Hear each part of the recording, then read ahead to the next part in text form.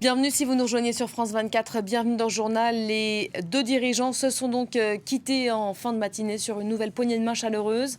Après deux tête-à-tête, Vladimir Poutine a donc raccompagné, vous le voyez, jusqu'à son véhicule Kim Jong-un, le leader nord-coréen, reparti sourire aux lèvres après avoir échangé plusieurs heures avec le président russe. Un très bon moment selon l'homme fort de Pyongyang, venu chercher un nouveau soutien après l'échec en février dernier, on s'en souvient, du sommet de Hanoï.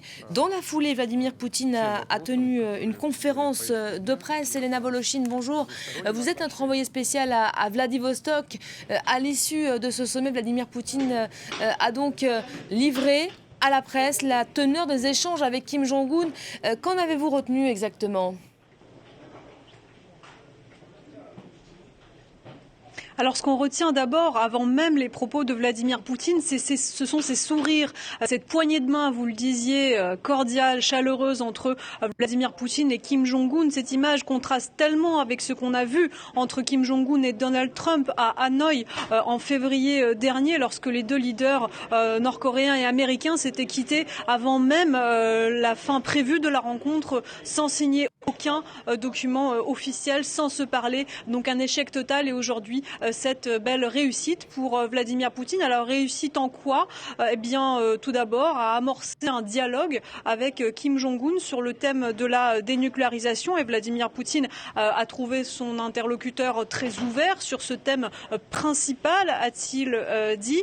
Garantie internationale, c'est vraiment ce qu'il a martelé tout au long de cette conférence de presse, où il a répondu aux questions des journalistes. Il a affirmé que la Corée du Nord devait avoir des garanties pour sa sécurité et pour sa souveraineté, un ton qui contraste là encore une fois de plus avec celui qu'avait adopté Donald Trump avec Kim Jong-un, en lui mettant quasiment un ultimatum, en lui disant que les sanctions ne seraient absolument pas levées contre la Corée du Nord tant que celle-ci ne mettait pas fin à son programme nucléaire. Vladimir Poutine, lui, ce qu'il a voulu faire, c'est montrer à Kim Jong-un qu'il l'entendait, qu'il le comprenait. Alors lorsqu'on parle de garantie pour la sécurité de la Corée du Nord, de quoi pourrait-il s'agir ? Eh bien, par exemple, des soldats américains stationnés en Corée du Sud. Quelques 30 000 soldats américains sont là.